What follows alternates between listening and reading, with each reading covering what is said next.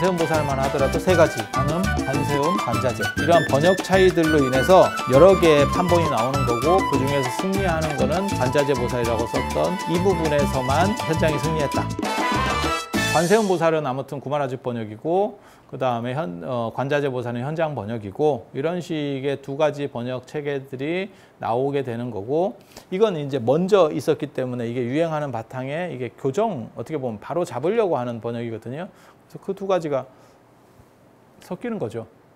그래서 하나의 의식 속에, 하나의 불교 의식 속에 이 두 가지가 다 나타나는 불가사의한 일이 나타나는 겁니다. 그래서 정근은 이걸로 하고, 어떤 식으로 보면 예를 들면 뭐 관음전, 관음보살 이렇게 얘기할 때는 또 이 축약을 쓰는 거고, 이 축약을 쓰는 거고, 그 다음에 정근할 때는 관세음보살 정근을 하고, 반야신경 할 때는 이걸 하고, 뭐 여러 개가 막 섞어 쓰는 복잡한 문제들이 벌어지는 거죠. 그래서 그게 번역의 시기나 안 그런 문화들이 켜켜이 쌓이면서 나타나는 현상이라더라. 그 정도까지만. 그리고 정상적이면 저게 통일이 돼야 되는데 지금까지 통일이 잘 안 되는 거예요. 그리고 관세음보살을 관음보살이라고 부르는데도 또 사연이 있습니다. 이걸 관세음, 관자재, 광세음, 관음이라고 불렀던 적도 있어요. 번역의 용례에는 관음도 일부가 나옵니다.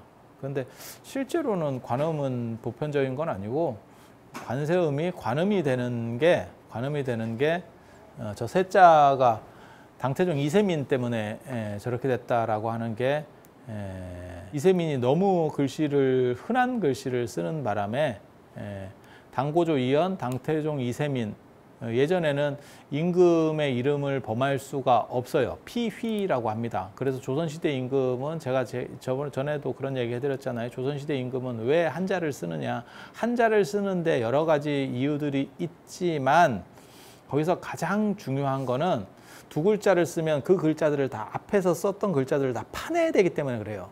임금이 되면. 쓸 수가 없어. 그러니까 서구하고 동아시아하고 가장 큰 차이점 중에 하나가 뭐냐면, 서구에서는 이름을 따서 짓는 문화가 있고 동아시아에서는 이름을 피하는 문화가 있어요. 그러니까 존경하면 서구 사람들은 이름을 따서 짓는 거죠. 뭐 알렉산더야. 그럼 알렉산더 2세, 3세, 4세, 5세, 6세 뭐 이렇게 나가면 되는 거고, 동아시아에서는 어디 어른 이름을 갖다가 뭐 장난해? 이렇게 하는 거죠. 애들 이름하고 어디 갖다 붙여? 이렇게 놓는 거죠. 그래서 그 이름을 고쳐야 되고, 전에도 제가 그런 얘기 해드렸잖아요.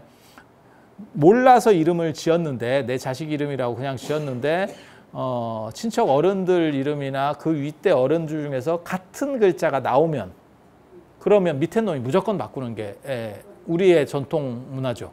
무조건 바꿔야죠. 무조건 바꿔야죠. 그리고 저도 이름을 이렇게 지어줄 때 뭐가 나오냐면, 뭐 이름이 뭐 마음에 안 들어요. 그런 거는 제가 컴플레인을 안 받아줘요. 안 받아주는데 한 가지는 무조건 받아주죠. 할아버지 이름하고 글자가 같아요. 뭐 발음이 같아요. 이런 무조건 바꿔줘. 그거는 뭐 시간이 아무리 없더라도 그런 거는 뭐 무조건. 왜냐하면 이거는 우리 정서에는 저건 있을 수가 없는 일이에요. 뭐 발음이 어때요? 뭐 뜻이 어때요? 그거는 생각하기 나름인 거고, 사실은. 그거는 이렇게 될 수도 있고, 그럼 내가 네 머릿속에 있는 모든 생각을 읽어서 네가 좋아하는 발음으로 맞춰줄 확률은 도대체 얼마나 되겠냐.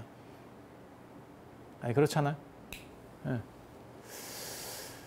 그래서 그거는 일일이 다 수정을 해줄 수가 없고, 하지만 그거 하나는 뭐 100% 피휘라고 하는 문화가 있기 때문에. 그래서 이세민이 참 왕 안 될 만한 이름을 썼죠. 왕이 된다라고 하는 생각이 전혀 없었던 사람인 걸 알 수 있는 게, 이 이름을 보면 알 수 있는 너무 흔한 이름. 조선시대 임금은 한 글자만 쓰는 게 아니고 그 한 글자도 우리 같은 사람도 못 읽습니다. 저게 무슨 글자인지 못 읽습니다. 그렇게 어려운 글자를 씁니다. 왕이 계승 서열에 있는 모든 사람은 한 글자를 쓰고 진짜 어려운 글자를 씁니다. 이유가 뭐냐면, 그래야 고칠 일이 적지. 이름만 고치는 게 아니고요, 역사서 이런 것도 다 파냅니다. 다 수정 들어갑니다. 모든 그 글자들을 전체에서 싹 파내야 돼요. 글씨를 어느 세월에 할 거야. 그러니까 아주 이상한 글자, 옥편에 있기는 있지만 도대체 저 글자를 언제 봤을까 싶은 그런 글자, 단 한 번도 본 적이 없는 것 같은 이상한 글자들을 씁니다. 그럼 위험률이 줄겠죠. 근데 이런 식으로 이름을 지어버리니까 이제 문제가 되죠. 이거는 무진장 바꿨다는 얘기예요. 무진장. 이걸 안 바꾸면 좋은 점도 있는데 자기가 바꾸면 될 건데 황제가 자기 이름을 개명하면 되잖아. 그러면 해결이 되는데 황제가 그렇게 하겠어요? 그건 기분 문제지. 그러니까 그 당시에 뭐 난리가 나는 거죠. 그 당시에 뭐 난리가 나는 거죠. 그래서 역사서를 읽을 때 글자가 엉뚱한 글자가 나올 때 저게 피휘 글자인가를 봐야 돼요. 그러니까 우리가 문무왕 번민 이렇게 하는 게 아니고 삼국유사나 이런 데는 문호왕 이렇게 나옵니다. 무자를 쓸 수가 없었기 때문에 그게 나중에 딴 사람 이름하고 또 걸려요. 고려시대 때 왕 이름하고 또 걸려. 그래서 그거를 문호왕이라고 쓰는 거예요. 그러니까 그게 진짜 이름이냐 이런 것들도 다 찾아서 봐야 되는 문제들이 있어요. 그래서 이세민 때문에 축약이 유행했다. 그러니까 관세음 보살이 실제로 관음이라고 하는 형태도 존재는 하는데 그건 굉장히 미소했고 그게 지금같이 우리식으로 유행하는 데는 이세민의 세자를 피하기 위해서 관음이 유행했다. 그리고 여기에 유행하는 이유 중에 하나가 뭐냐면 짧은 게 간편해서라고 하는 게 있어요. 짧은 게 간편해서. 그래서 그런 식으로 유행하는 경우가 있죠. 아라한도 나한으로 보통 많이 쓰고 그게 짧아서 그래요. 짧아서. 제가 그런 얘기 했잖아요. 붓다가 불로다가 축약되는 이유 중에 하나가 뭐냐면 그건 중앙아시아 언어적인 부분도 존재하지만 번역어로서의 붓이라고 하는 게 존재하지만 실제로는 짧아서 이겼다. 짧아서 이겼다. 지금도 마찬가지예요. 짧은 단어들이 이깁니다. 말을 축약하든 어쩌든 지금은 짧은 것 플러스 재밌는 말들이 이겨. 똑같은 거라도 재밌는 게 이겨. 그리고 예전에는 다 짧은 게 이겨요. 짧은 게 사용하기도 편고 기록할 때 엄청 유리합니다. 기록할 때. 기록에 있어서 붓으로 종이에다 써서 기록하는 시절에는 짧은 게 무조건 유리한 겁니다. 무조건 유리한 거예요. 돈도 절약되고. 돈도 절약되고. 그래서 관음으로 축자되는 거에는 이세민의 영향이 분명히 존재하고 그다음에 이것이 효율적이었기 때문에 굉장히 많이 사용된다. 그래서 우리가 관세음 보살만 하더라도 세 가지 관음, 관세음, 관자재 이 세 가지를 현재 쓰고 있다. 그런 식의 이러한 번역 차이들로 인해서 여러 개의 판본이 나오는 거고 그 중에서 승리하는 거는 관자재 보살이라고 썼던 이 부분에서만 현장이 승리했다. 그까지 일단 하고 그 다음에 제목이 마하바냐 바라밀타 심경 10자예요. 현장은 번역 중심이 아니고 음사 중심이었기 때문에 원어를 그냥 사용하는 중심이었기 때문에 마하, 반야, 바라밀타, 심경. 마하는 위대하다, 빠르다, 깊다 뭐 이런 의미를 가지는 인도 말이거든요. 예전에는 구마라집이나 이런 분들은 이걸 대라고 썼습니다. 큰 대자를 써가지고 대라고 썼습니다. 대라고 썼고 그 다음에 반야라고 하는 거는 저걸 지혜라고 하는데 일반 지혜하고는 달라요. 본질을 꿰뚫는 지혜입니다. 우리가 생각하는 그냥 지혜롭다, 슬기롭다. 동아시아에는 이런 식으로 많이 쓰는 표현들이 있는데 그거는 사실 본질적 지혜는 아니에요. 그건 윤회로부터 벗어나서 깨달음을 얻는 어떠한 본질적 지혜를 이제 인도 사람들은 반야라고 하는 거예요. 정확하게 말하면 제가 공성을 본다라고 하는 건데 나중에 이거는 복잡하니까 나중에 따로 얘기를 해드릴게요. 그래서 일반 지혜하고는 달라요. 근데 구마라집 때는 이걸 못 알아들었기 때문에 사람들이 그냥 음사를 하면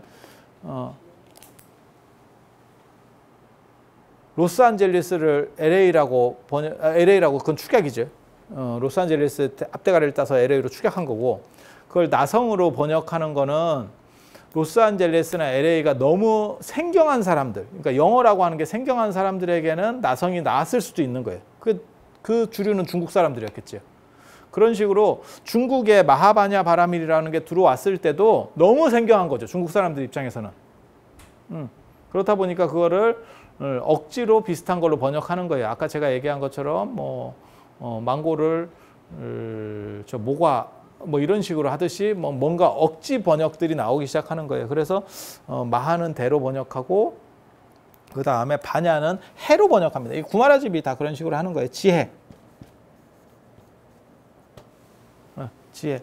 그 다음에 바라밀다라고 하는 건 건너간다라는 뜻이거든요. 그래서 도로 번역해요. 도. 그래서 마하바냐 바라밀다 심경이 아니고 마하바냐 바라밀다 경 아니면 마하바냐 바라밀 경 이러면 대해도경 이렇게 그냥 써버린다니까요. 대해도경 이렇게.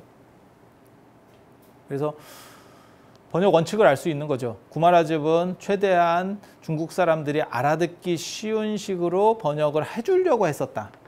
그런데 거기에는 당연히 안 맞는 부분이 존재하겠죠. 커피를 커피라고 하면 쉬운데 커피를 서양차콩 뭐 이런 식으로 번역을 했다고 그래봐. 그러면 당연히 안 맞는 부분이 존재하겠죠.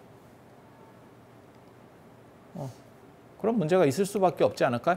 그래서 나중에 어느 정도 커피 문화가 익숙하고 난 뒤에는 커피는 그냥 커피라고 부르자 라고 얘기하는 거예요. 그래서 처음부터 커피를 커피라고 부르기는 어려울 겁니다. 아마 술을 먹는 문화가 있고 차를 먹는 문화가 있어요. 차를 먹는 문화. 그게 종교 문화 때문에 그렇습니다. 술을 먹는 문화는 대부분 상태가 메롱이 되고 차를 먹는 문화가 고등해집니다. 그런 거 아세요? 대표적으로 얘기하면 동아시아에서는 불교는 차를 먹는 문화고 왜냐하면 술을 금지식으로 놔서 그런 거예요. 그럼 뭐 스님들이 술을 다 먹느냐? 아니, 먹는 놈도 있지. 하지만 대놓고 먹을 수는 없죠. 왜냐하면 금지식으로 정해져 있기 때문에. 그렇지 않을까? 상식적으로 그냥 생각을 해봐. 그렇잖아요. 유교는 술을 먹는 문화잖아. 우리 동아시아에는 두 가지 문화가 있는 거야. 술 전통의 종교. 그게 이제 유교. 그리고 그 사람들은 어느 정도 이상 술을 마시면 어떻게 되냐면 여러분도 저는 어렸을 때부터 술을 못 먹으니까 술 먹은 사람 옆에 있으면 진짜 짜증나거든. 저게 말 같지도 않은 얘기를 끝도 없이 합니다. 그냥 상또라이입니다. 정확하게 말하면. 근데 자기네들은 서로 또라이기니까 대화가 돼. 근데 안 먹고 있는 사람 입장에서는 야, 이것들은 도대체 사람인가 싶은 정도의 행동을 하고 있어. 그리고 자기네는 수치도 없어. 수치심도 없어. 왜냐면 지정신이 아니니까. 아마 술 먹는 사람들이 자기네 걸 동영상을 하나 찍어놓고 나중에 술 깼을 때 한번 보면 야, 이게 술이라는 게 진짜 무서운 거구나 이런 생각이 들 거예요. 근데 우리나라는 그 유교 문화 때문에 그런 식의 술이라고 하는 걸 용납하고 어느 정도 술 문화를 용납하고 또 이게 대인관계랑 관련해서 굉장한 영향력으로 현재까지도 미치고 있어요. 이 술 문화가. 그리고 지금 이제 현대에서 갑자기 요즘 들어서 이제 대두되기 시작하는 게 주폭이라고 하는 거죠. 술 먹고 이제 폭력. 전에는 술 먹으면 좀 더 봐줘야 된다 이러는데 술 먹으면 사실 더 위험한 거죠. 그게 가중하는 게 맞죠. 오히려. 가중하는 게 맞죠. 그래서 그런 식 문화 전통이 내려오고 거기서 얼마나 많이 소모하겠어요. 그러니까 좋은 에너지는 다 없어지고 제정신 아닌 것만 가지고 계속 하니까 나라가 골로 가죠. 그게 동아시아가 골로 가는 이유 중에 하나예요. 술 문화. 술 문화. 그리고 불교가 있을 때는 차 문화 중심이거든요. 당나라 때도 마찬가지예요. 불교가 번성했을 때 그게 다방입니다. 차를 그냥 마시는 게 아니고 지금 커피집하고 굉장히 비슷해요. 커피집하고 비슷해요. 어떻게 되는 거냐면 커피를 최근까지는 그냥 마시러 갔잖아요. 근데 지금은 커피집에 가보면 커피 전문점 같은 데 가보면 애들이 노트북 같은 걸 가지고 와가지고 그 안에서 오만 짓을 다 합니다. 커피 한 잔 시켜놓고 한 2시간 있다가 커피 한 잔 더 먹고 또 2시간. 왜? 그냥 미안하니까 한 잔 더 시키는 거야. 아니 그게 현실이잖아요. 당나라 때도 그랬어요. 당나라 때 다방이라고 하는 게 사람들이 모여가지고 차를 그냥 삶아 먹어요. 이렇게 울고 먹는 게 아니고 그냥 솥에다 넣고 삶아요. 그래서 국자로 해가지고 떠먹어요. 국자로 떠먹으면서 그게 2시간, 3시간 동안 이바구를 하는 거예요. 거기서 맨정신으로 이바구를 하면 상태 안 좋은 수다도 많이 나오지만 상태 좋은 얘기도 나온다는 거예요. 그게 문화를 발전시키는 원동력이야. 그게 고려 때까지 그나마 동아시아가 문화가 잘 나갔던 거예요. 그거 너무 불교적으로 보는 거 아닙니까? 유럽도 똑같았어. 유럽도 두 가지 종교 전통이 있어요. 개신교는 뭐 나온 지가 얼마 안 됐으니까 천주교는 술 전통입니다. 그게 미사주 이런 거였고, 그래서 유럽에 이 알코올 중독자가 엄청 많아요. 지금도 신부들 중에 알코올 중독자가 많습니다. 뭐 여러분이 몰라서 그래요. 걔네는 미사주라고 하는 게 있기 때문에 그걸 관용적으로 하고 그 한 잔 한 잔 하다가 스트레스 받는 경우가 있거든요.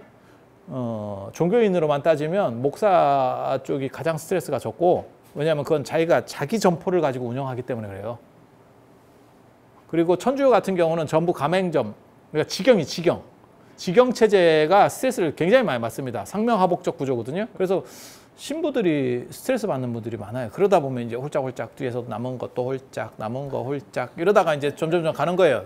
양이 늘어나는 거지. 처음부터 뭐 술을 막 먹었다는 게 아니고, 스님들은 그 이중 구조거든요. 직영 체제도 있고 가맹점 체제도 있고, 가맹점들이 대부분 속 편합니다. 목사는 전부 가맹점 체제잖아요. 직영 체제가 아니잖아요. 그러니까 배속 편한 거고. 그래서 천주교에 이 알코올 중독이 많아요. 유럽 얘기하는 거예요. 유럽에 중세뿐만이 아니라 근세에도 이 알코올 중독이 굉장히 많아요. 그리고 그렇게 성당 자체에서 술을 주는 문화가 있기 때문에 신도들도 당연히 그쪽이 있는 거죠. 그리고 난방이 잘 안 될 때는 술로 난방 보조를 쓰는 부분들이 있어요. 그러다 보니까 이제 또 술을 용인해 주는 문화가 존재한다고요. 그러니까 그쪽이 골로 가고 있었죠. 그게 이슬람한테 밀리는 이유 중에 하나입니다. 이슬람에 유럽이 밀리는 이유가 뭐냐면 사실은 그 술을 강조하는 천주교 때문에 그래요. 근데 술을 먹으면 수양이 되나? 아무리 수행력이 높고 뭐 이런 사람들 술 먹으면 내가 보기에는 또 잘 못 이기던데.